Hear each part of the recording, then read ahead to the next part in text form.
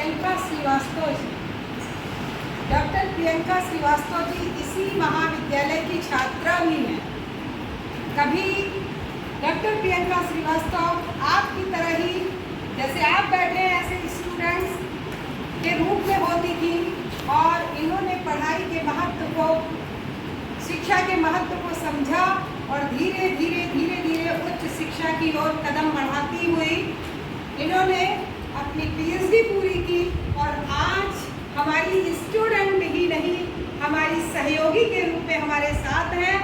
आप आज ये सपना देख सकते हैं कि जैसे मैम यहाँ पहुँची हैं, कल ऐसा दिन आए जब मैम के साथ आप बैठे। मैं आमंत्रित करती हूँ डॉक्टर प्रियंका श्रीवास्तव। हमने बताया, नाम बताने की तो ज़रूरत ही नहीं, हमारे दो टीचर्स ने हमारा नाम बता दिया है। और मैंने एक चीज़ नोटिस की थी, जैसे मैं चुपचाप बैठी थी, सर पुनीत सर आपको बोल रहे थे, पुनीत सर आपको बोली एज अ स्टूडेंट, क्योंकि हम लोग भी वहीं थे, वहाँ से यहाँ हर कोई आता है, ठीक, हर कोई का मतलब जो मेहनत करेगा, ये नहीं कि हर कोई बैठ के वहाँ मस्ती कर रहा है तो वो यहाँ पहुँच जाएगा, ठीक। तो आपने कुछ बच्चे ऐसे जैसे मैम बाहर निकली और आप शुरू, एक चीज़ सीख लीजिए, अगर आपने यहाँ एडमिशन लिया है और आपके मम्मी पापा ने सोचा है कि आप कुछ बने, तो सबसे पहले अपने माउथ पे कंट्रोल करना सीखिए। खुद को चुप कराना, खुद से लड़ाई करना, फाइट करना बहुत बड़ी बात है। सबसे पहले खुद को चुप कराना सीखिए, दूसरे को सुनना सीखिए। आपका जो दुश्मन भी होगा कुछ ऐसी चीजें करेगा, आप चुप रहोगे, आप उससे भी सीख जाओगे। सिर्फ दो चीजें याद रखिए, एक तो अपने आप को कंट्रोल करना सीखिए, दूसरा आप सिर्फ अपना लक्ष्य देखिए, आपको जो भी बनना हो या आपके पेरेंट्स का जो भी मोटो हो आपको यहाँ लाने का, पेरेंट्स का मेहनत का जो पैसा आपकी फीस के लिए लगाते हैं, इन दो चीज़ों को आप ध्यान रखिए, आप अपना लक्ष्य अचीव कर लेंगे। कोई ताकत नहीं है जो आपको आपका लक्ष्य अचीव ना करे। बीच का जो ये दोस्तों वाली कैटेगरी है, बेटा जब खुद के पास मनी पावर होती है तो दोस्तों की भी लाइन लग जाएगी। सिर्फ अपने पेरेंट्स को देखिए, अपने टीचर्स की बात मानिए और अपना मोटो ध्यान रखिए, खुद को चुप रखना सीखिए। एक और चीज़, कभी भी क्लास में हम भी आपको पढ़ाने आए, मैं अगर पढ़ाती हूँ, मेरी एक आदत है कि अगर 2-4-10 बच्चों को समझ में आ गया तो लगता है मैंने पढ़ाया नहीं। मैं उस बच्चे को समझाने की कोशिश करती हूँ जो नहीं समझ पा रहा है। सबका IQ लेवल अलग होता है, सब एक लेवल के नहीं होते। तो आपकी भी रिस्पॉन्सिबिलिटी, चाहे जो टीचर यहाँ से जितने लोग बैठे हैं, किसी के पास ऐसा नहीं है कि हम ये जाने कि आपको समझ में आ गया। फेस के एक्सप्रेशन बच्चों के ऐसे होते हैं कि आ गया लेकिन शायद उनको नहीं आता। ये पॉसिबल नहीं है कि 45 मिनट की पीरियड में एक बच्चे को उठाकर पूछा जाए। तो आप अपने टीचर से कनेक्टेड रहिए, सभी सब्जेक्ट के टीचर से आप कनेक्टेड रहिए। आप क्वेश्चन पुटअप करने में कभी मत घबराइए। हम तो क्वेश्चन ऐसा पूछते थे कि मेरी मदर बोलती थी कि मैं नहीं है तो तुम्हारा आंसर दिया जाता था, है ना। मेरे घर में वही फ़ोन था जब मैं PhD कर रही थी और कल एग्जाम में अनसॉल्व, क्योंकि आदत थी अनसॉल्व पूरा सॉल्व करने की, तो कुछ क्वेश्चंस ऐसे होते हैं जब हम लोग क्लास में पढ़ते हैं तो उसके आंसर नहीं मिलते। तो जब अनसॉल्व सॉल्व किया जाता है उसमें 1-1 नंबर 2-2 नंबर के क्वेश्चंस आते रहते हैं, वो मुझे नहीं पता उसमें नोट्स क्या लिखा जाएगा मुझे नहीं पता, ठीक, नहीं पता। कल पेपर है, हो सकता है यही क्वेश्चन आ जाए। फ़ोन मिलाया मैम को और फ़ोन पर मैंने नोट्स ली है और हालचाल कभी नहीं पूछा, मैम नमस्ते मैम इसका आंसर क्या होगा, इसका नोट्स भी नहीं है मेरे पास कोई बुक्स भी नहीं है, कल पेपर है क्या करूं। तो नोट्स भी मैम ने मुझे अवेलेबल की है। तो जब ऐसा शिष्य हो जो पूछे और ऐसा गुरु हो जो बताए, तो आपको अपना लक्ष्य अचीव करने से कौन रोक पाएगा? कोई नहीं रोक पाएगा। तो सिर्फ ध्यान रखिए, अपने टीचर से कनेक्टेड रहिए। कि आप लोग देखे होंगे अभी मैम आई, मैं उठ के मैंने तुरंत ही मैम के पैर छुए। क्यों? दिल से रिस्पेक्ट है। मेरे जितने गुरु हैं मैं सभी के फील्ड्स आज भी टच करती हूँ, मैं कहीं पर भी बैठी हूँ, उनके लिए तो स्टूडेंट ही हूँ आज की। ये है संस्कार जो अभी सर आपको बता रहे हैं, ठीक, अभी आपको सर बता रहे थे संस्कार, इसे ही आपका कल्चर, आपके पेरेंट्स के द्वारा दिए गए संस्कार को देखा जाता है। एक ये चीज, दूसरा मुंह पे कंट्रोल करना सीखिए, अपने लक्ष्य को ध्यान रखिए, अपने मम्मी पापा की मेहनत देखिए, जो ना है वो उसके लिए टीचर्स हैं। आप जो चाहते, ये नहीं कि जो चाहते उसके नीचे का पाएंगे, नहीं, जो चाहते वही मिलेगा। ओके। ये छात्रों, आपके बीच में इस गोंडा की एक बहुत ही प्रबुद्ध हस्ती, आप यहाँ गोंडा के प्रबुद्ध वर्ग में एक जाने माने पत्रकार भी हैं। जो आपका यहाँ पर FM चैनल चलता है, उसका संचालक भी आपकी जिम्मेदारी पर है। तो गोंडा के बारे में, शिक्षा के बारे में, ज्ञान के बारे में आप एक तरीके का, मैं कह सकता हूँ, अथाह सागर। लेकिन फिर भी हम लोग समय की बाध्यता, आप लोगों की प्रतिबद्धता, इतने समय से आप उपस्थित हैं, मैं चाहूँगा कि इनके ज्ञान से आप वंचित ना रहें। इसीलिए आपको आमंत्रित किया गया है कि अपने ज्ञान से हमारे बच्चों को लबालब करें, ताकि ये वंचित ना रह सके। मैं आपसे आग्रह करता हूँ कि हमारे बच्चों को अपने ज्ञान से वंचित कराएं।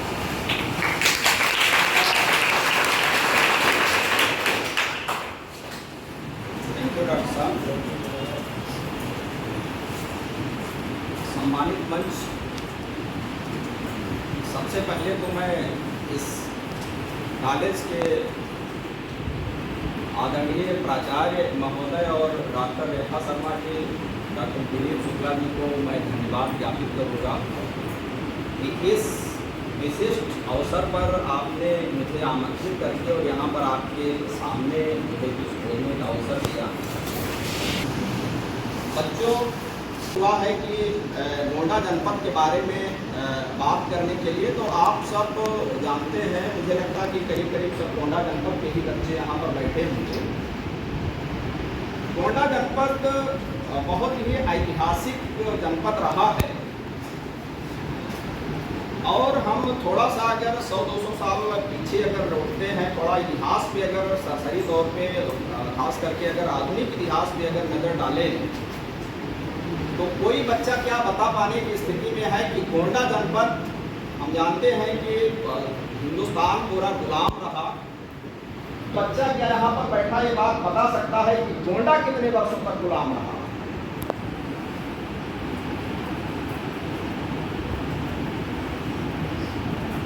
नहीं। बच्चों, इस कह लीजिए कि हमारे माटी की पहचान है। हिंदुस्तान पे अंग्रेजों ने 200 वर्षों तक शासन किया, लेकिन गोंडा केवल 90 वर्ष तक गुलाम रहा। 1857 में जब अंग्रेजों को भगाने का युद्ध, गोंडा राज्य पर कब्जा करने के लिए अंग्रेज शासक गोंडा के नरेश राजा देवी प्रकाश सिंह से नवाबगंज के पास में सरजू नदी के तट पर लमती लोलपुर नामक गांव में गोंडा में आकर के वो कब्जा करने के लिए संघर्ष कर रहे थे, लड़ाई लड़ रहे थे। कब? 1857 में। है वो अंतिम लड़ाई रही, और 1857 में ही गोंडा पर अंग्रेजों ने कब्जा किया और 1947 में हम आजाद हो गए। माने कितने वर्ष गुलाम रहे? 90 साल। हमारी अपनी ये माटी की ताकत है, हमारी अपनी ताकत है कि हमने अंग्रेजों को तुरंत अपने यहाँ नहीं पहुँचने दिया। इसके पूर्व कई लड़ाइयाँ रही, हम बहुत विस्तार में नहीं जाना चाहेंगे क्योंकि मैडम ने कुछ समय सीमा बांध लिया है।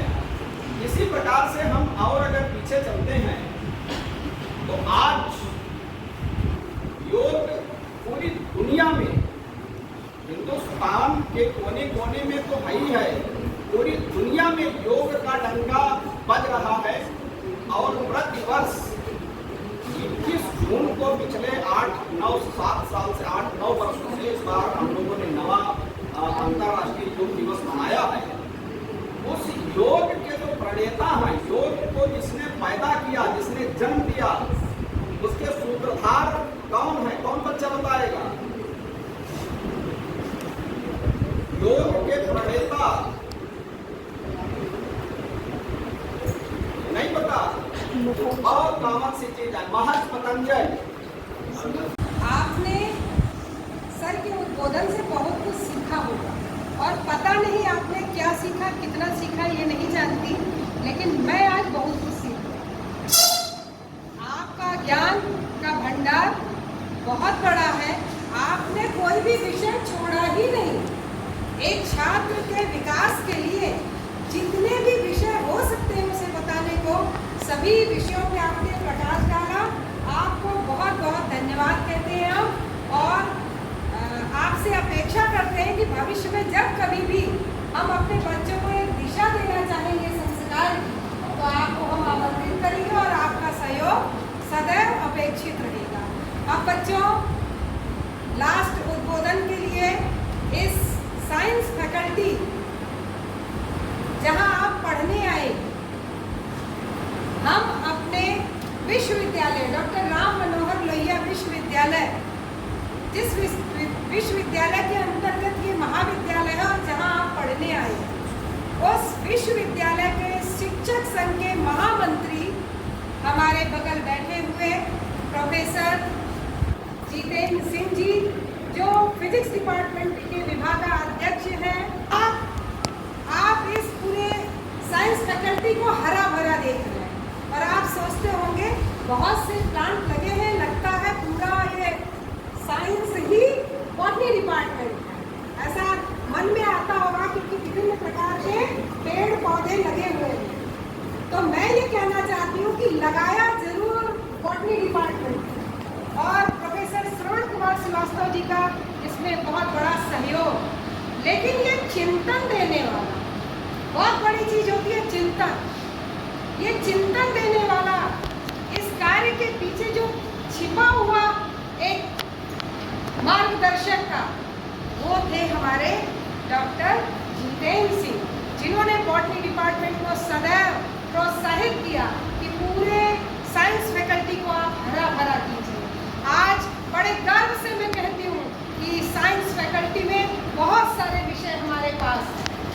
नए विषय यहाँ BBA, BCA, agriculture science faculty में हैं, तो इन सब्जेक्ट्स को एक साथ खोलने का, यहाँ लाने का प्रयास, जो भागीरथ प्रयास था उसमें मैं, लेकिन आपका भागीरथ ही प्रयास था। मैं देखती थी सुबह से लेकर शाम के 7-8 बजे तक सर यही पूरे साइंस फैकल्टी में आप चीफ डॉक्टर के पद पर भी थे। तो ऐसे अपने अग्रज प्रोफेसर जितेंद्र सिंह सर को मैं आमंत्रित करती हूँ कि आपको वो आशीर्वाद।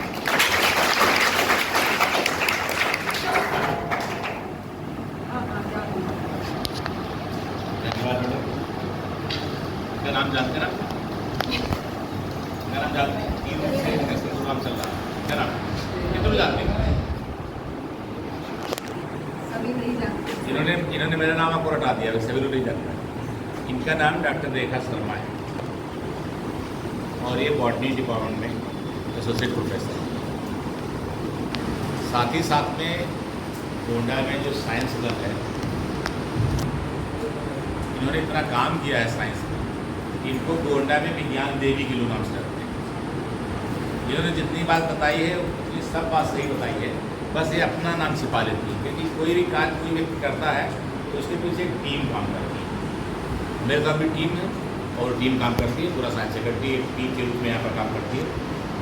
मंचस्थ आज के इंडक्शन प्रोग्राम के चीफ गेस्ट कह लीजिए, चाहे हम लोग के अग्रज कह लीजिए, चाहे अनुज कह लीजिए, और महाविद्यालय परिवार से जुड़े हुए हैं डॉक्टर श्री विजय शंकर शुक्ला जी, हिंदुस्तान जो न्यूज़ पेपर यहाँ का है, दैनिक हिंदुस्तान के ब्यूरो चीफ हैं आप, श्री जानकीशरण द्विवेदी जी, जो हमारा कॉलेज में रेडियो अवध के नाम से सेंटर चलता है, तो गोंडा में तो ही है एक रस्तली में हमारे यहाँ, तो रेडियो अवध आपके आप सर्वे सर्वा हैं, तमाम अखबार के भाषा PTI जनसत्ता सबके ब्यूरो चीफ हैं आप।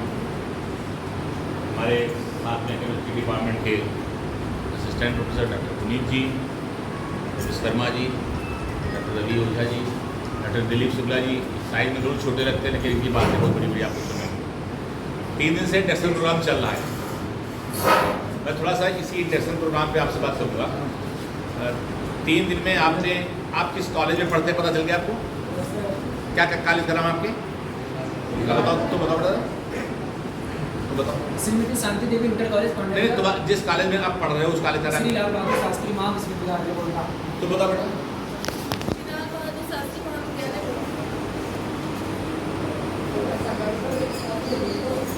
तुम लोग सही बोल रहे हो, जो पीछे लिखा भी बोलोगे। बैठो। हम लोगों ने अपने कॉलेज का नाम, हमारे कॉलेज का नाम श्री लाल बहादुर शास्त्री डिग्री कॉलेज गोंडा है। श्री लाल बहादुर शास्त्री डिग्री कॉलेज महाविद्यालय हो सकता है, कॉलेज का नाम बताओ। आपका जो कॉलेज है, ऐसे ही तमाम कॉलेज हैं, करीब 700 कॉलेज हैं, जो कि जहाँ से हमारा डिग्री मिलना है वो डॉक्टर राम मनोहर लोहिया अवध विश्वविद्यालय अयोध्या है। यानी हमारा कॉलेज कहाँ से एफिलेटेड है? अयोध्या से। अब आप डिग्री कॉलेज में आ गए हैं, अब आप इंटर कॉलेज में नहीं हैं। अब आप जैसे अभी तक आपको यूपी बोर्ड से डिग्री मिलती थी, यूपी बोर्ड का सर्टिफिकेट मिलता था, आप कहाँ से मिलेगी आपको? राम मनोहर डॉक्टर राम मनोहर लोहिया अवध विश्वविद्यालय अयोध्या से मिलेगी। उसके हम पार्ट हैं, यानी अयोध्या परिक्षेत्र का एक कॉलेज है। अयोध्या परिक्षेत्र में 7 जनपद आते हैं। राम मनोहर लोहिया अवध विश्वविद्यालय के 7 जनपद हैं, जिसमें आपका गोंडा है, बहराइच है, बाराबंकी है, अयोध्या है, अम्बेडकर नगर है, सुल्तानपुर है और अमेठी। ये 7 जनपद आपके आते हैं। उन 7 जनपद में से एक हमारा जनपद है। तो 2 चीज़ें क्लियर हुई आपका कॉलेज का नाम क्लियर होगा, हमारा एफिलिएशन कहाँ से संबंध था। अब जब आप इंटरमीडिएट पास करके आए, ये डायरेक्टर हायर एजुकेशन की तरफ से इंडक्शन प्रोग्राम चलाने के लिए पूरे प्रदेश में इस समय सभी कॉलेज में इंडक्शन प्रोग्राम चल रहे हैं। तो चूँकि जब आप एजुकेशन सिस्टम में आए हैं तो नई एजुकेशन पॉलिसी लागू हो चुकी है, NEP लागू हो चुकी है। तो उस NEP में तमाम चीज़ें परिवर्तित हुई। जैसे अभी आप इंटरमीडिएट पास करके आए तो साल में 1 एग्ज़ाम देना था आपको, 5 विषय पढ़ के चले आए। अब इस साल कितने विषय पढ़ने हैं? कौन बताएगा? जरूर जानना चाहते हैं कि 3 दिन में हुआ क्या है। अगली चीज़ जो है, बाकी कोई चीज़ें सब लोगों ने बता दी। कौन सा विषय पढ़ना? कौन बोलो? 3 विषय पढ़ने हैं। 3 पढ़ना है, माइनर में 1 पढ़ना है। आपको 6 विषय पढ़ने हैं, पता है आपको? 3 आपके मेजर सब्जेक्ट होंगे। जूलॉजी, बॉटनी, केमिस्ट्री ले लिया आपने, जूलॉजी, बॉटनी, मिलिट्री साइंस ले लिया होगा लोगों ने, ये कॉम्बिनेशन बना होगा। तो आपको साथ ही साथ में 3 और सब्जेक्ट पढ़ने हैं। एक माइनर सब्जेक्ट पढ़ना है, एक वोकेशनल सब्जेक्ट पढ़ना है और एक करिकुलर पढ़ना है। तो आपका जो अभी तक आप इंटरमीडिएट में जो आप 3 विषय 5 विषय पढ़ करके आए हैं, तो आप सोचते थे डिग्री में जाएंगे तो आराम मिल जाएगी, तो आपको 6 हो गए। ठीक। अब दूसरी चीज़ क्या है, आपको एग्जाम कितने बार देना है साल में? 2 बार एग्जाम देना, बस नहीं, आपको 4 बार इम्तिहान देना है। जिसमें से इस पूरे एग्जाम हर सब्जेक्ट में 25% का जो एग्जाम है वो मिड टर्म एग्जाम बोलते हैं उसको। क्या देंगे? मिड टर्म एग्जाम बोलते हैं। और बचा हुआ एग्जाम जो होगा वो फिर सेमेस्टर एग्जाम होगा, जो यूनिवर्सिटी कराएगी। तो मिड टर्म एग्जाम इंटरनल होगा आपका, सेमेस्टर एग्जाम होगा, और फिर आपका जो प्रैक्टिकल सब्जेक्ट लिया वो प्रैक्टिकल होगा। हर सेमेस्टर में एक बार प्रैक्टिकल होगा। यानी अगर प्रैक्टिकल सब्जेक्ट आपने लिया है तो आपको साल में 6 इम्तिहान देने हैं। तो ध्यान से सुनिएगा इस बात। तो अब जब आपकी पढ़ाई की व्यवस्था इस तरह की हो गई है कि आपको राष्ट्रीय शिक्षा नीति या नई एजुकेशन पॉलिसी जो वो ये और इम्तहान मिड टर्म का इम्तहान देना है, सेमेस्टर का इम्तहान देना है, और प्रैक्टिकल का एग्ज़ाम है अगर तो आपको प्रैक्टिकल देना है। तो इम्तहान भी आपको 6 बार साल में देने हैं। पढ़ाई को इस हिसाब से करिएगा आप कि आपको अभी जैसे ही आपकी परीक्षाएं, जैसे ही आपको 4, 5, 6, 10 दिन 15 दिन क्लास चलेंगे, मिड टर्म का एग्ज़ाम आ जाएगा। समझ रहे हैं ना? फिर तुरंत 2 महीना 3 महीना बीतेगा, 2 महीना बीतेगा, 1.5 महीना बीतेगा, आपका तुरंत वोकेशनल एग्जाम आ जाएगा। तो हम हमेशा आपको एक बात कहेंगे कि जब भी आप पढ़ाई का अपना शुरुआत करिए तो आप रेगुलर रहिए। मेन चीज़, जितनी रेगुलरिटी आप रखेंगे उतना ही आपको बढ़िया लगेगा। साथ साथ थोड़ा सा अनुशासित रहिए। बाकी सब चीज़ें सर ने बता दीजिए। दोनों लोग बता दिए, आप मोबाइल से दूर रहिए। आप जो है मोबाइल से दूर रहने मतलब आप मोबाइल का उपयोग अपनी पढ़ाई जितना कर सकते हैं करिए, बाकी अनायास उसका मत करिए। नहीं तो हमने यहाँ पर देखा है, अपने एक्सपीरियंस से देखा, मैं 34 साल का एक्सपीरियंस, तो मोबाइल भी कर लगभग 20 साल आए हुए हो ही गया है। तो आपका हमने देखा यहाँ पर तमाम लड़के मोबाइल रिचार्ज कराते रहते हैं लोग, मैं आपसे समझ गया। तो ये सब व्यवस्था से दूर रहिएगा। आप अपना ध्यान पढ़ाई पे लगाइएगा, सब्जेक्ट टीचर जो पढ़ा रहा है उस पर फोकस करिएगा। जो चीज़ नहीं पूछाती उसको, जैसे अभी आपने बोला इंग्लिश में अगर पढ़ा रहा आपको समझ में नहीं आ रहा, आप खड़े होकर के तुरंत पूछिएगा कि हमें ये चीज़ समझ में नहीं आई, हर चीज़ आपको क्लियर हो जाएगी। LBS डिग्री कॉलेज इस मामले में बहुत ही अच्छा कॉलेज है कि यहाँ पे टीचर्स आपका सिलेबस पूरा करते हैं। हम लोग कितनी भी व्यस्तता हो जाए इसलिए, पर अब आप लोग यहाँ से पास करेंगे वो आपके रियल मार्क्स होंगे। रियल का मतलब आपको 100% आपका इम्तहान फेयर होएगा। कहीं पर अनफेयर मीन्स का उपयोग इस कॉलेज में नहीं होता। और हम अनफेयर मीन्स तभी रोक पाते हैं जब अपना सिलेबस पूरा करें। तो आपको पाठ्यक्रम पूरा कराया जाएगा, आपके पेपर्स सारे कंप्लीट कराए जाएंगे। आपको क्या है, आपको पढ़ाई पर ध्यान देना है, दुनिया के फिजूल में नहीं पढ़ना है, अनुशासित रहना है। आप साइंस फैकल्टी के स्टूडेंट हैं, विज्ञान संकाय के विद्यार्थी हैं, भले आर्ट में भी आप जा रहे हैं तो आपकी अलग से पहचान दिखनी चाहिए कि साइंस का लड़का है, डिसिप्लिन लड़का है। और अनुशासन में रह के अध्ययन अध्यापन पर फोकस करिए। काफ़ी लोगों ने समय लिया, इंडक्शन प्रोग्राम में से चलता रहा। कल से हम लोग सीधे पढ़ाई पे आ जाएंगे, कल से सिलेबस की शुरुआत हो जाएगी। कल से टीचर्स अपने सब्जेक्ट को पढ़ाने लेंगे। 3 दिन का प्रोग्राम एक डायरेक्टर हाई एजुकेशन की तरफ से डिजाइन हुआ था और पूरे प्रदेश में चलाया जा रहा। आप सबका LBS में स्वागत है और साथ ही साथ में आपके लिए शुभकामनाएं हैं कि आप अच्छी तरीके से यहाँ से पढ़ करके जाएँ। धन्यवाद।